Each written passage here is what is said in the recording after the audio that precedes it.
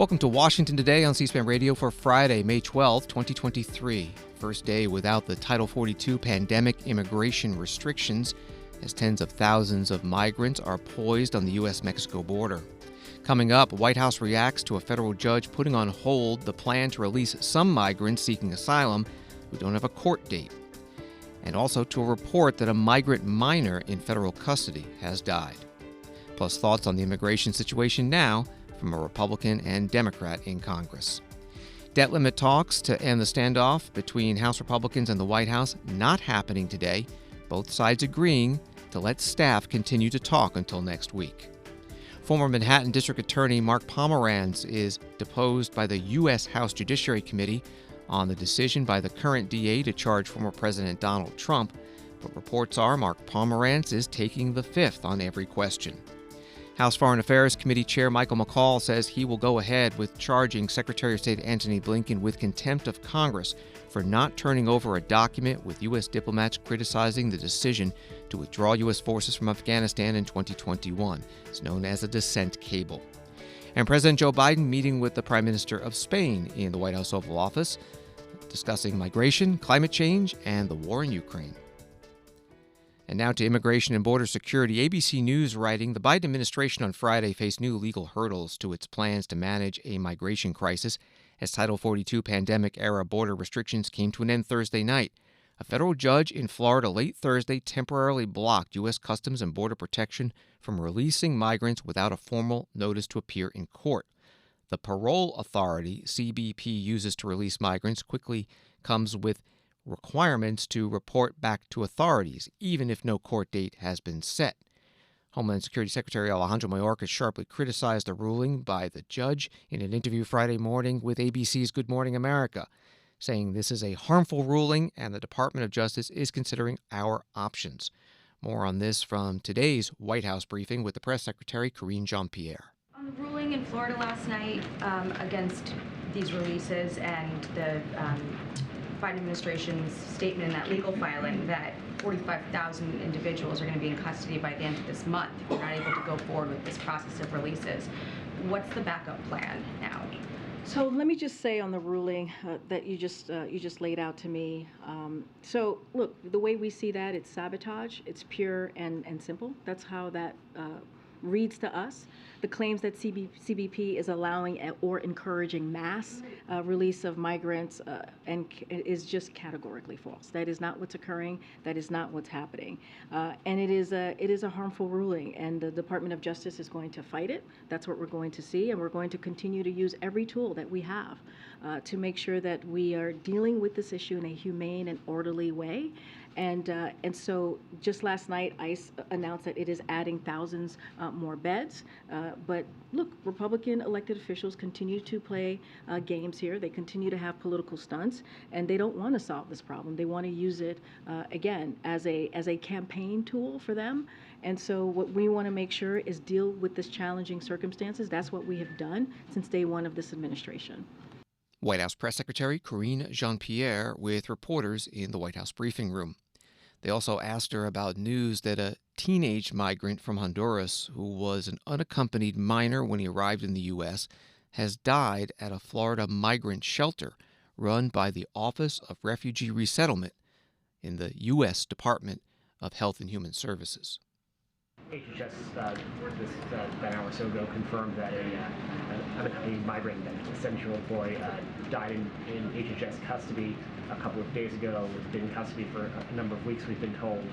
Has the president been briefed on that incident, and is there concerns that the system isn't prepared to handle all the people who are being interdicted right now at the border and maintaining custody, and as a result of the ruling tonight, has he ordered any sort of investigation? So thank you for the question. It is sad news. It's deeply saddening to hear, and we are certainly aware of the tragic loss. and our hearts go out to the family. And it is, as I just mentioned, being a mother and celebrating Mother's Day on Sunday, it is very devastating news. There is a medical investigation that was opened on May 10th, and so I don't want to get ahead of that. We got to let the investigation go through, and so any specific questions, certainly I would have to refer you to HHS. I haven't actually spoken to the president about this, so I don't have any information if he's been briefed on this, but I can say that there is a medical investigation that was open on May 10th, and we're just going to let that go. The White House Press Secretary Karine Jean-Pierre, the Health and Human Services Department, Office of Refugee Resettlement putting out a statement. The agency expressed its condolences to the family of the deceased child and is in communication with them during this tragic time. Story from CNN, there was no substantial increase overnight or an influx at midnight of migrants across the southern border following the lifting of Title 42, a top Department of Homeland Security official said Friday. Blas Nunez Nieto, Assistant Secretary for Border and Immigration Policy, telling reporters overnight we saw similar patterns to what we've seen over the past several days. We continue to encounter high levels of non-citizens at the border, but we did not see a substantial increase overnight or an influx at midnight. He reiterated that the U.S. government has tens of thousands of Border Patrol agents and officers and has surged thousands of law enforcement personnel and contractors to the border. That from CNN. Congresswoman Debbie Lesko, Republican from Arizona, was interviewed today on Fox Business Channel about the end of Title 42. I've been to the border multiple times, talked to the Border Patrol officers and the local elected officials along the Arizona border multiple times. It was a crisis before, and now that Title 42 is expired, it's just going to be worse. I mean, this is a national security crisis, but it's also a humanitarian crisis because the Border Patrol officers have told me these young girls are being sold into sex slavery. They're not vetting the adults that they're sending these unaccompanied children to. This is just awful, and the Biden administration and, quite frankly, the Democrats in Congress are complicit in this. What should the administration do now, if anything? What can they do to fix this? Or is it just too late? No, they should sign our border secure bill that the Republicans passed out of the U.S. House yesterday. I mean, that would fix the problems. It instituted a lot of things that the Trump administration did, like remain in Mexico policy, stop and catch and release, install E-Verify for workers and employers. And it started building the fence again. I mean, just common sense things that worked under the Trump administration. We passed that yesterday out of the U.S. House of Representatives. And so, you know, if the Senate passed it and the president signed it, it would solve the problem. Republicans have a solution. Congresswoman Debbie Lesko, Republican from Arizona, interviewed on Fox Business Channel this morning. The House and the Senate are not in session this Friday. Congressman Jamal Bowman, Democrat from New York, tweeting this video today, the day after the Title 42 policy expired. Yes, we do have a crisis at the border, but the crisis is not the immigrants who are coming here seeking asylum away from horrific circumstances. The crisis is the fact that we do not have comprehensive immigration reform in our country, and we haven't had it for decades, forever, really, and we don't have a pathway to citizenship for those who must come here running away from pretty much terror in their communities. I also want to say that immigrants are the lifeblood and the engine of the American economy and our social structure. We are strong as a nation because we are a nation of immigrants. We have been that from the very beginning, and we must continue to be that. Please do not lean into the Republican fear-mongering about the crisis of brown people coming to America, because for them, that's what it's all about. This is the great replacement, white supremacist, patriarchal, nationalist, imperial, colonial theory. This is what they are about. This is the crisis that they are spewing. News media, please don't follow them. Congress hasn't done its job for comprehensive immigration reform. Congress hasn't done its job for a pathway to citizenship and to make it easier for immigrants to come here. And that's the issue, and it hasn't happened in ever. So that's why we are where we are now. Congressman Jamal Bowman, Democrat from New York, tweeting that video. Mexican Foreign Minister Marcelo Ebrard, reports NBC News, said Friday that the U.S. has granted 100,000 visas to migrants from Venezuela, Cuba, Nicaragua, and Haiti through the CBP-1 application. He said the U.S. is doing its part through the online app and announced that another 100,000 appointments have been opened for Central American citizens through the app. The CBP-1 app was released by Customs and Border Protection in 2020. In May, the government launched a new version of the application so that migrants can register to request asylum in the United States after the end of Title 42. However, writes NBC News, there have been complaints that the mobile app is not easily accessed and doesn't always work when people try to use it. This is Washington Today. Debt limit talks between President Joe Biden and congressional leaders of both parties did not take place today as originally scheduled, but both Republican House Speaker Kevin McCarthy and the White House Press Secretary Karine Jean-Pierre saying it was a mutual decision to delay the meeting until next week, as staff-level talks have been, as the press secretary says, productive. In public comments, President Biden still holding to his requirement that a national debt limit increase be a standalone bill, avoiding a default as early as June, Speaker McCarthy insisting on accompanying spending cuts. The White House Infrastructure Implementation Coordinator, Mitch Landrieu, was at today's White House briefing and asked by a reporter about the consequences of a possible default on projects that he oversees. Can you give us a sense of how the debt ceiling debate and potential negative outcome will impact the infrastructure spending and the law? And can you also give us a sense of how red states are taking the money, and if anyone voted against it is saying no thanks? Let me do this backwards. They're taking it fast, the red states, and nobody has returned a dollar. Everybody has been a ready and willing partner, and of course, as I said, these projects are in all 50 states. They are touching 4,500 communities. They're in the territories, and they're in D.C. On the debt limit, I'll make just a couple of comments. I know that y'all have spoken a lot about this, but as the president said, America's not a deadbeat nation. Avoiding default is a basic duty of Congress, and in fact, this is a manufactured crisis. And as the president said, and as I've said to many of you today, there are presidents investing in America. Agenda is working. Got to keep the progress going. 12.7 million jobs, 800,000 manufacturing jobs, which is the proof of the manufacturing boom that we have. 3.4% unemployment. A made in America manufacturing boom, and of course, as Moody said, and you all have all heard this and reported this, a default is going to cost us 800,000 jobs, push us further into recession, raise the cost of everything, including borrowing, and that really kind of threatens to do all of this major progress going forward. And my sense is that we have never been here before, at least at this particular point. Nobody wants to see it happen. The consequences are unpredictable, but it can't have anything but negative consequences on the work that we're trying to do. White House Infrastructure Implementation Coordinator Mitch Landrieu in the White House briefing room with reporters. Republican Congressman Jim Jordan of Ohio is supporting House Speaker Kevin McCarthy's position. Congressman Jordan took questions at a Republican lawyers' conference. Quick question on the debt ceiling situation and kind of the postponement of the meeting. What's your take on where we are? I mean, my take is the position of the White House and the Democrats is ridiculous.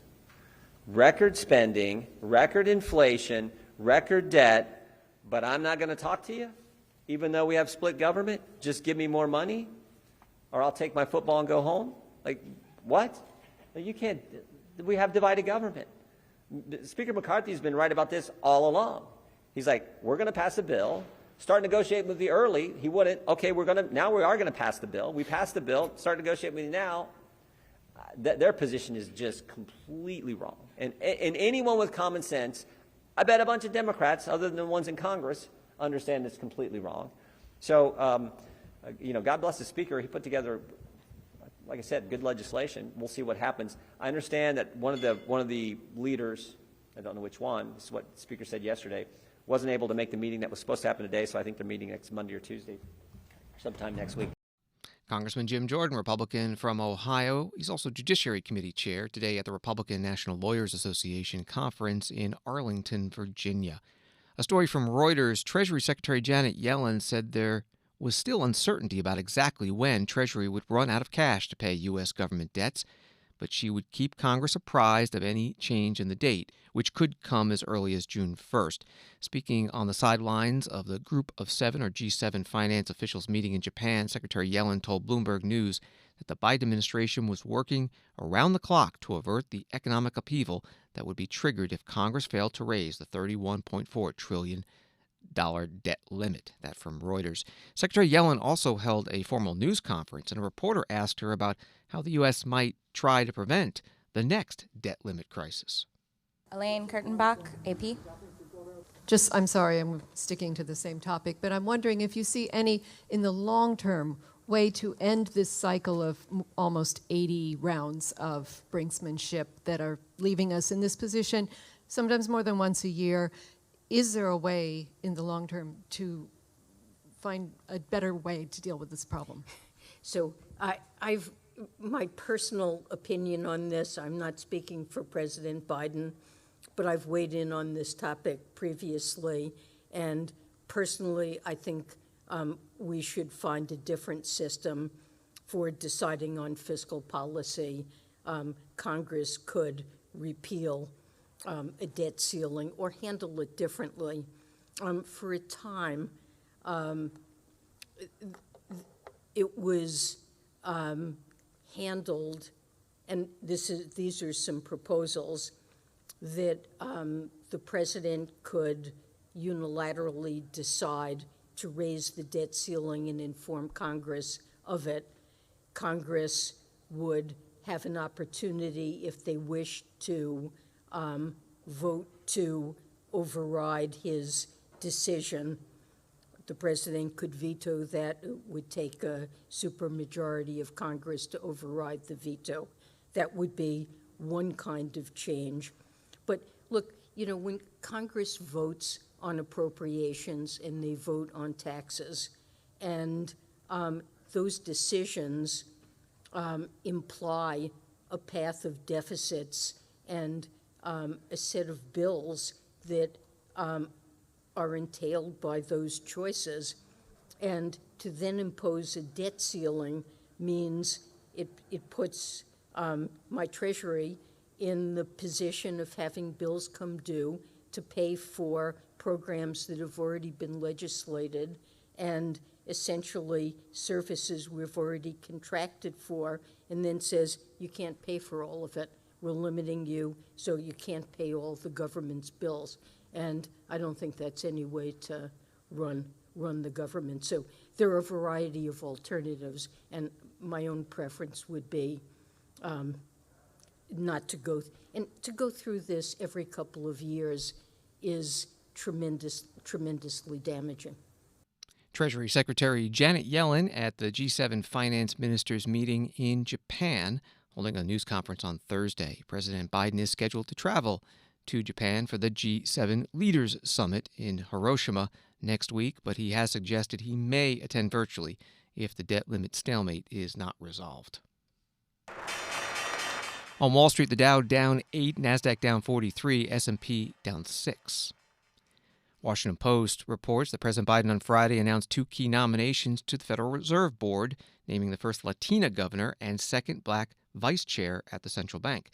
The White House would elevate Philip Jefferson, who became a Fed governor last year, to the number 2 role. The president also nominated Adriana D. Kugler, now the U.S. Executive Director of the World Bank, to a seat as governor.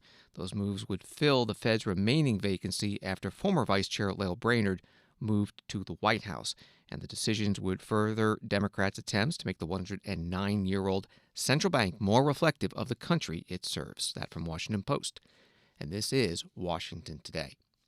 A New York Times article, Mark F. Pomeranz, the former prosecutor who once helped lead an investigation of Donald J. Trump, appeared on Friday before the Republican-led House Judiciary Committee for a deposition, but declined to answer many of its questions about the prosecution of the former president on charges of falsifying business records.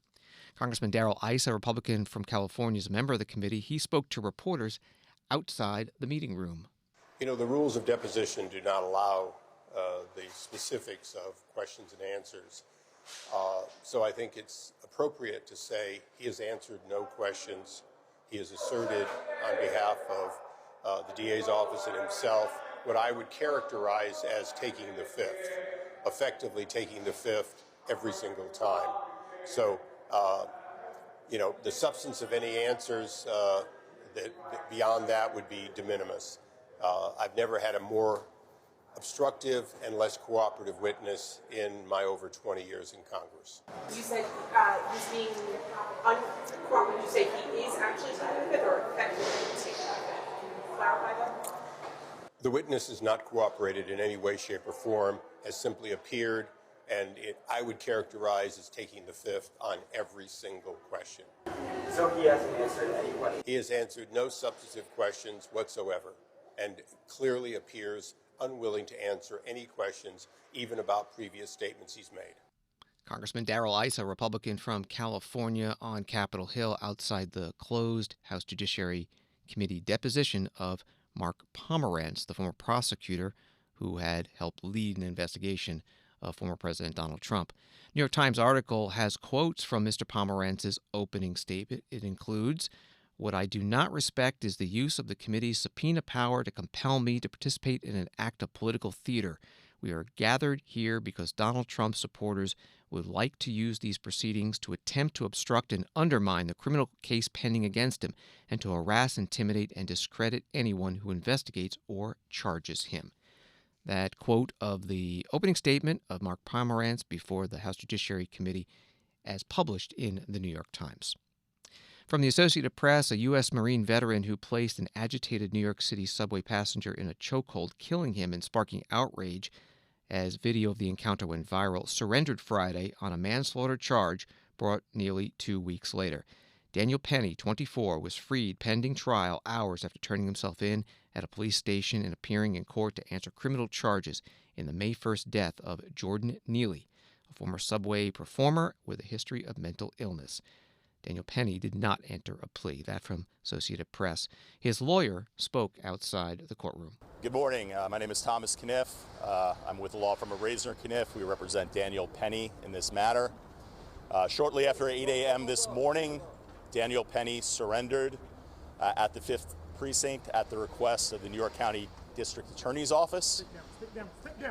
He did so voluntarily and with the sort of dignity and integrity that is characteristic of his history of service to this grateful nation. The case will now go to court. We expect an arraignment will occur this afternoon, and the process will unfold from there. The lawyer for Daniel Penny today in New York City. More from the Associated Press article, Jordan Neely's death prompted protests while others embraced Daniel Penny as a vigilante hero. His lawyers have said he was acting in self-defense. Lawyers for Neely's family said Jordan Neely wasn't harming anyone and didn't deserve to die. An autopsy ruled Jordan Neely's death a homicide due to compression of the neck. Again, that from Associated Press. Dante Mills is an attorney for the Neely family. He also made a statement today, and he's saying that Daniel Penny should be charged with murder, not manslaughter. So for everybody saying, I've been on the train and I've been afraid before, and I can't tell you what I would have done in that situation, I'm going to tell you. Ask how you can help. Please.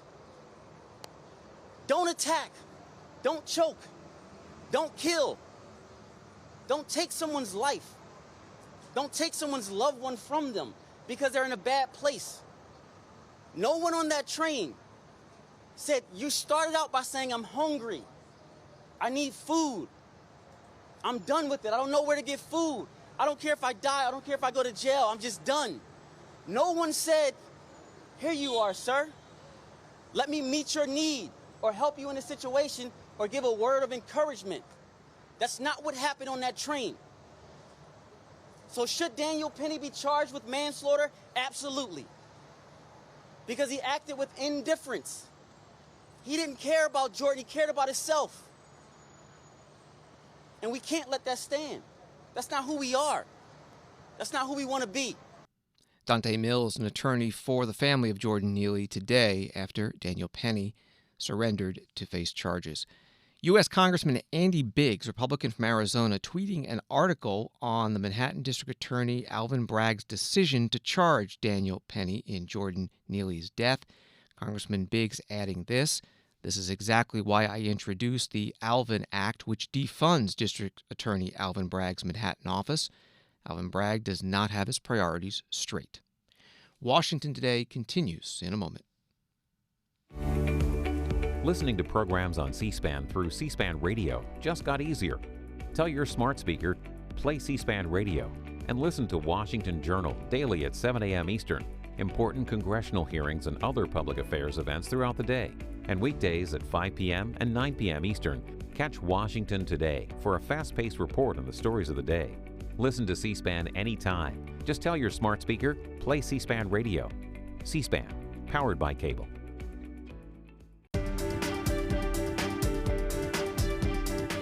Welcome back to Washington Today, available as a podcast on the C-SPAN Now mobile app and wherever you get your podcasts.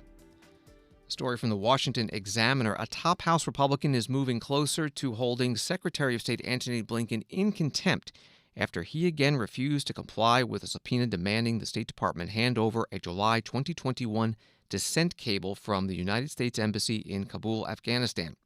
Congressman Michael McCaul, Republican from Texas, chair of the Foreign Affairs Committee, has argued since late 2021 the Biden administration has been stonewalling his investigation into the disastrous withdrawal from Afghanistan.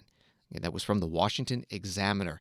Yesterday, Thursday, 6 p.m. Eastern, was the third deadline that Congressman McCaul had given Secretary Blinken to turn over the dissent cable. The congressman spoke with the British newspaper Daily Mail when it became apparent the secretary would likely not comply. Well, yeah, I'm hopeful he'll comply. We've given him ample time, 3 extensions of time. We tried to work this out, but unfortunately, it doesn't appear that that's going to work. And the next step will be to move to contempt proceedings. We plan to have a markup in my committee on May 24th to hold the secretary in contempt, but move that, order to the floor for a full vote by the House of Representatives. I think it's interesting to note that this will be the first time the Secretary of State has ever been held in contempt by Congress. And why is this so important to do, to fully commit to the contempt of Congress charges and push that forward? Well, there's no executive privilege. The dissenting cable, I think the American people and the veterans and the Gold Star families have a right to know what the thinking was in the embassy at the time to take the extraordinary measure to dissent from the policy of the administration. 23 of the employees in the embassy were objecting to the policy of the administration, and I think that's why they don't want to turn it over to Congress. They don't want the American people to know why. And we also want to see the Secretary Blinken's response to the dissenting cable to see what the state of mind was a month before the debacle and the collapse of Afghanistan, which culminated in the killing of 13 servicemen and women at Abbey Gate and 170 Afghanistans. And the State Department has said that their briefing to you a month or so back was sufficient and they didn't need to provide the full cable in its entirety. They provided a summary document, I believe. Why is that not sufficient in your eyes? Well, first, we offered to say, hey, you can redact the names of the dissenters. We just want to know the contents and communications in the cable. To give us a filtered, summarized version according to the State Department, to me is not satisfactory because it leaves out what the true contents are. I don't want a filtered, summarized version from state. I want to see the actual voices of the dissenters in the embassy at the time this was happening. So I think the request is very valid. Again, I've exercised great patience with this. It's not something I particularly relish in doing, and it's not a political thing at all. I'm doing this because I talked to the Gold Star families and I talked to these veterans, and they're demanding answers, and I become their advocate, and I'm doing this for them. An interview with Republican Congressman Michael McCaul, Foreign Affairs Committee chair, posted by the Daily Mail newspaper on Thursday. The dissent channel is a formal process by which senior State Department officials can voice their honest opinions and criticisms of department policy without fear of retribution. State Department spokesperson Vedant Patel was questioned about this deadline at his news conference on Thursday, a few hours before that Afghanistan withdrawal dissent cable was due, according to Congressman McCall. The deadline to turn over the Afghanistan dissent cable is 6 p.m. today. Yesterday, Chairman McCall said he had no alternative but to proceed with contempt proceedings if he doesn't get it. I know you commented on this earlier this week, but today's the deadline, so will the State Department comply with today's deadline? Well, Nick, we will continue to engage with the House Foreign Affairs Committee and discuss with them on their requests. As I have said before, the department has already offered a classified briefing and a summary of the dissent channel cable, as well as the department's response. We believe that this information has been sufficient to meet what the committee has requested thus far, but we again will continue to engage with them, and I just don't have any updates to offer right now.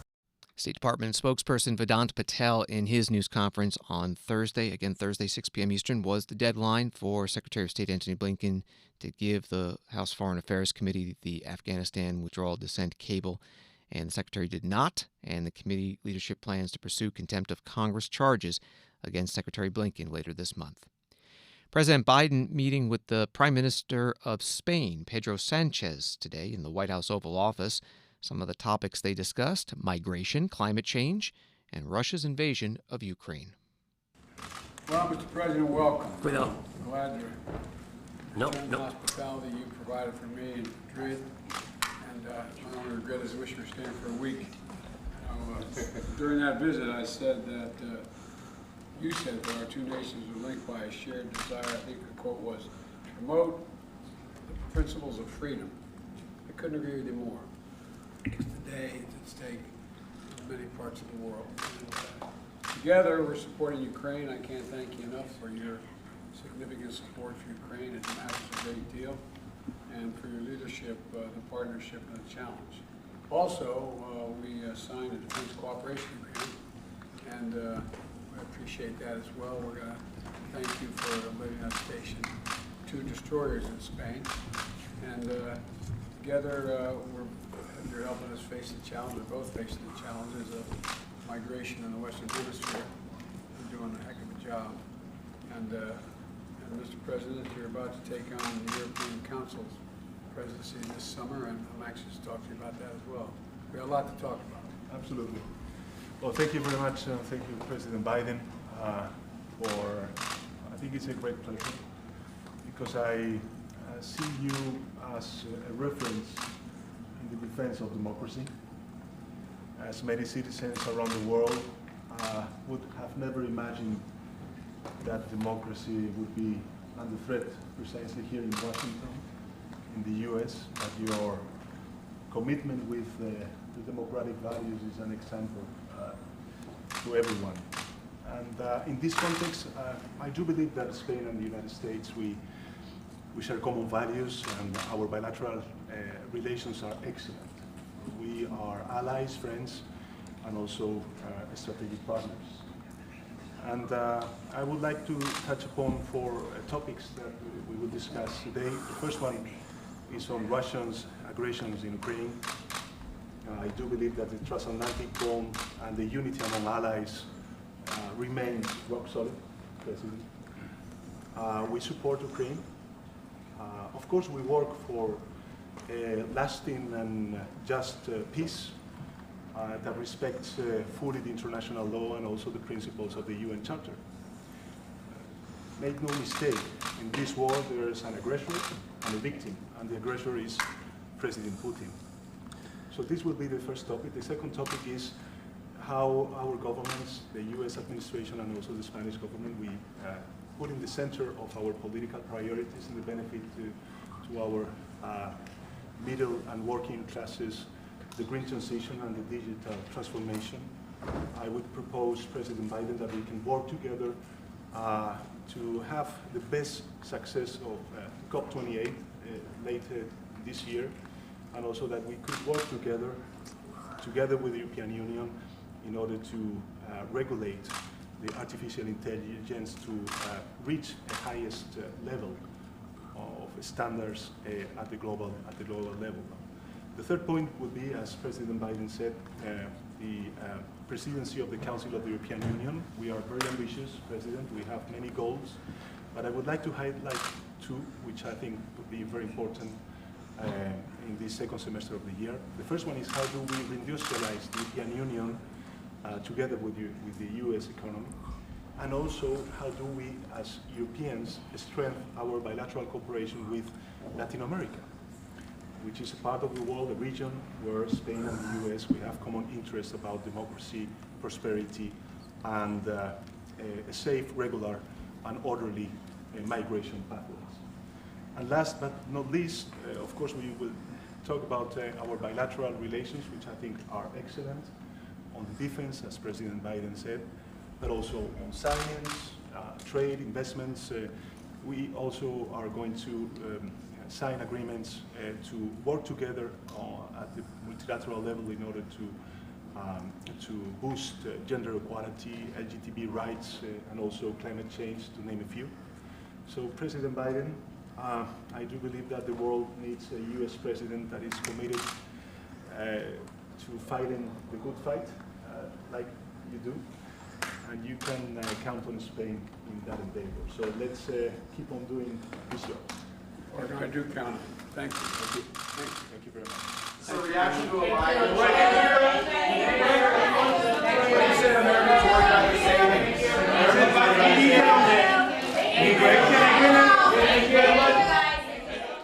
In the White House Oval Office, President Joe Biden and the Spanish Prime Minister Pedro Sanchez, not taking any of the reporters' questions. By the way, President Biden referred to him as President Sanchez. In Spain, the official title of the Prime Minister is the President of the government. Part of President Biden's recent immigration initiatives is to set up migrant processing centers in Latin America where asylum seekers can apply to go to not only the United States, but Spain and Canada as well. Finally, Senator Pete Ricketts, Republican from Nebraska, tweeting, "Mother's Day is this weekend. We had to know the Nebraska breakfast's favorite thing or memory about their mom." This video was attached, begins with the senator. All right, so one of my favorite memories about my mom is snow days. So when we were little kids and had snow days, my mom would always make it a lot of fun for us, doing maybe educational things, but really the favorite thing is when she would go outside, get like a bowl of snow, and then she would melt like sugar and pour it into it, and it would freeze and harden. It was really just sugar. I mean, come on, who doesn't like sugar as a little kid? Anyway, just one of my favorite memories, just what my mom did when we had snow days. It was so much fun. Made sure that I was self-supporting and made sure I could make it in the world. My favorite thing about my mom, and has continued to me being a mom, is she made every holiday magical. And I try to do the same for my daughter. Always gave us the benefit of the doubt. My favorite memory of my mom growing up was she would always make Sunday breakfast. And it's one of my most memorable times that I have in my childhood. Mother's Day video posted by Senator Pete Ricketts of Nebraska with the senator and attendees at the Nebraska breakfast on Capitol Hill. President Biden putting out a Mother's Day proclamation that has this paragraph: "My mom used to always say the greatest virtue of all is courage, because without courage you couldn't love with abandon. Every day mothers summon the courage to love us with abandon. On Mother's Day we honor all the mothers who continue to build, shape, and sustain our nation." Thanks for listening to Washington Today. Sign up for C-SPAN's evening newsletter word for word to get the stories Washington is talking about sent to you every day. Subscribe at c-span.org/connect. Have a good night and weekend.